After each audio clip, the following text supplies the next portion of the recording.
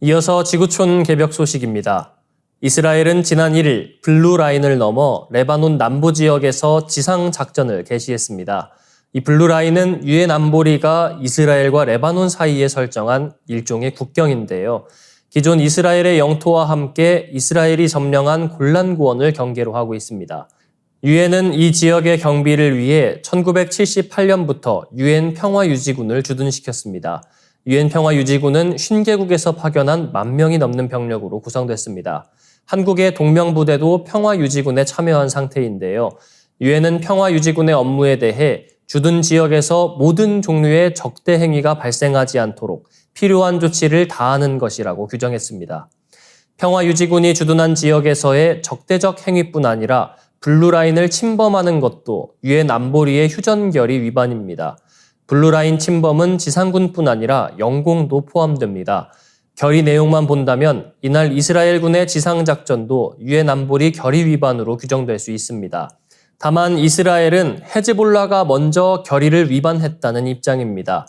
헤즈볼라는 국경에서 30km 뒤로 물러나야 한다는 결의를 위반하고 정예 특수부대인 라드완을 주둔시켰고 국경지대의 환경단체를 이용해 이스라엘군을 감시한다는 것이 이스라엘의 주장입니다. 안보리 결의에도 불구하고 유엔 평화유지군이나 유엔이 할 수 있는 일은 현실적으로 제한돼 있다는 것이 전문가들의 지적입니다. 긴급 상황 발생 시 평화유지군은 이스라엘과 헤즈볼라가 직접 충돌하지 않도록 해당 지역에 즉각 추가 병력을 배치하고 가용수단을 동원해 상황을 안정시켜야 합니다. 또한 평화유지군은 결의 위반 상황을 유엔 안보리에 보고해야 하고 유엔 사무총장도 4개월에 한 번씩 혹은 필요할 때마다 안보리에 결의 위반 관련 사안을 보고해야 합니다. 그러나 최근 보고 내용을 보면 유엔은 헤즈볼라와 이스라엘의 결의 위반에 대한 깊은 우려를 표명하는 것 외에는 별다른 해결책을 제시하지 못했습니다. 다음 뉴스입니다. 올해 일본에서 대규모 자연재해가 잇따라 발생하면서 위급 시 대응 매뉴얼을 만드는 기업들이 늘고 있습니다. 후지산이 분화하면 본사를 이전한다거나 거래처 공급망이 붕괴되면 정상화하는 시나리오 등입니다. 자연재해에 대한 일본 기업들의 위기감이 커지고 있는 것으로 풀이됩니다. 9월 24일 니혼 게이자이 신문이 일본 내 주요 기업 사장 145명을 대상으로 설문조사한 결과 올 들어 거대 지진, 태풍 등 자연재해 시 업무 연속성 계획을 재검토한 곳은 80%에 이르는 것으로 나타났습니다. 아울러 공급망을 유지하기 위해 거래처의 BCP까지 파악한 기업은 50%에 달했습니다. 올해는 새해 첫날에 최대 진도 7을 관측한 노토반도 지진이 일어났고 8월에는 미야자키현에 최대 진도 6의 지진이 발생, 일본 기상청이 난카이트로프 지진 임시정보를 사상 처음 발표했습니다. 게다가 대형 태풍의 상륙도 잇따르면서 자연재해 발생에 대한 경계도가 더욱 높아졌습니다.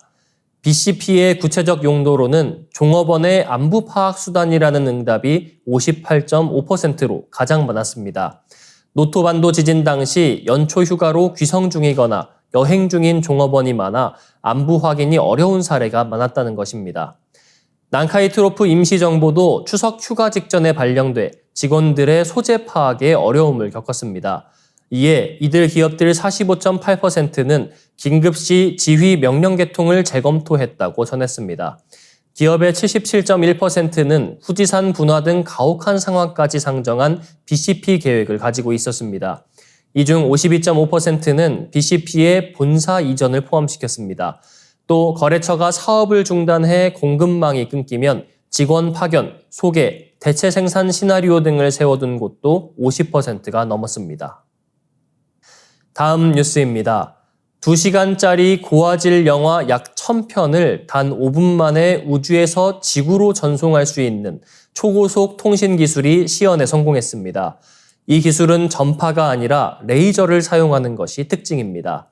수년 뒤 시작될 본격적인 달 탐사 과정을 전 세계인들이 자신들의 안방에서 깨끗한 화질의 동영상으로 실시간 시청할 수 있는 길이 열릴 것으로 보입니다. 나사는 9월 25일 지구 궤도를 떠다니는 인공위성인 PTD-3에서 지상을 향해 레이저를 쏴 초당 200GB 속도로 데이터를 전송하는 신개념 우주통신 기술 시연에 성공했다고 밝혔습니다. 이 시연은 PTD-3와 미 캘리포니아주 지상국 사이에서 지난해 6월 이루어졌으며 나사는 정밀 분석을 거쳐 이번에 관련 내용을 발표했습니다. 나사가 T-버드로 이름 붙인 이 기술을 사용하면 5분 만에 4.8TB 데이터를 지구로 전송할 수 있습니다. 2시간짜리 고화질 영화 약 1000편에 해당하는 막대한 분량의 데이터를 라면 하나 끓이는 시간에 내려받을 수 있는 것입니다. 나사는 물론 유럽 과학계에서도 최근 수년 새 레이저를 이용한 우주통신 기술을 활발히 연구하고 있는데 이번에 나사가 실현한 속도는 세계 최고 기록입니다. 현재 우주와 지구 사이의 통신은 전파를 사용하고 있습니다. 우주 개발이 시작된 20세기 중반 이래 이는 변한 적이 없습니다. 이번에 시연에 성공한 T-버드의 데이터 전송 속도는 전파에 비해 이론적으로 10,000배 이상 빠릅니다. 향후 우주통신 기술에서 중요한 변화가 나타날 것이라는 전망이 나옵니다. 나사는 내년 9월 발사할 유인 우주선 아르테미스 2호를 통해 T-버드를 추가 시연할 예정입니다. 아르테미스 2호는 지구에서 38만 킬로미터 떨어진 달 뒷면을 돌아 지구로 돌아오는 임무를 띠고 있습니다. 지구 궤도를 벗어나 본격적인 우주 개척 과정에서 T-버드를 사용할 수 있는지 확인하는 것이 목적입니다. 아르테미스 2호도 T-버드 시연에 성공한다면 2026년 발사돼 인간을 50여 년 만에 달에 다시 착륙시킬 아르테미스 3호 임무 모습을 전 세계인들이 실시간 고화질 동영상으로 시청할 수 있을 가능성이 커집니다. 현재 널리 보급된 실시간 인터넷 방송과 별로 다르지 않은 방식으로 월면을 안방에서 구경할 수 있게 되는 것입니다. 나사는 T-버드 기술을 통해 향후 우주 탐사 과정에서 정보 전송 때문에 생기는 어려움을 최소화할 것이라고 밝혔습니다.